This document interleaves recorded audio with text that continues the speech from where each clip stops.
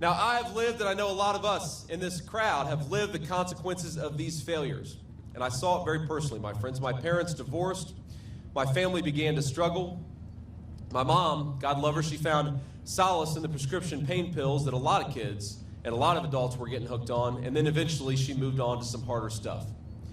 Now, I will tell you that I thought I would lose my mom when I was a kid.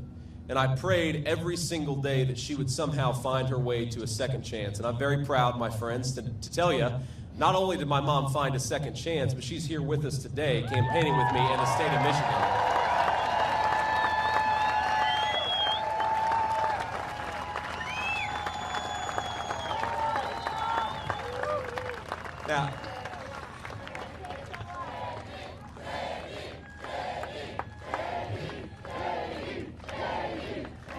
Now she is, I will say, the best grandmother that my kids could ask for. They are 7, 4, and 2.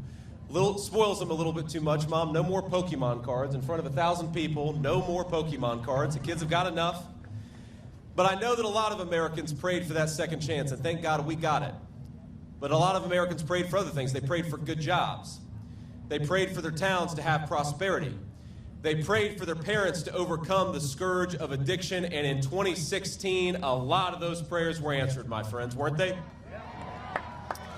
After a generation of Americans being ignored by their leaders, Americans spoke with a unified voice, and you know what they said? They said, no more bullshit, and they sent Donald J. Trump to the White House.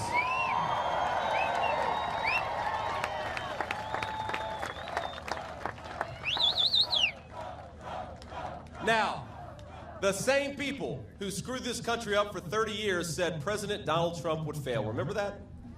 And I remember I didn't fully believe in the promises of Donald Trump. He persuaded me because he did such a good job. What happened next? Let's all remember. Gas was $2 a gallon. Housing was affordable for young and old alike. Wages were rising, and this word inflation, that's all people talk about now, it wasn't even an issue. We had broad prosperity for every American, rich and poor. Donald Trump stopped the stupid wars and stood up to the bad guys all over the world. He recognized what our failed leadership didn't, that weakness invites American boys and girls to wars that they shouldn't have to fight. American strength promotes peace, and we had a hell of a lot of peace when Donald J. Trump was the President of the United States.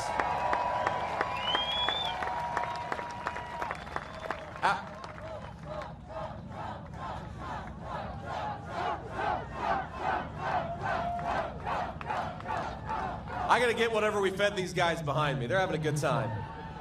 Our border, my friends, our border was secure. Overdose deaths were coming down where they had gone up for 15 years. And a lot of people who struggled in my hometown had good jobs and good prosperity, and it happened all across the state of Michigan and Ohio.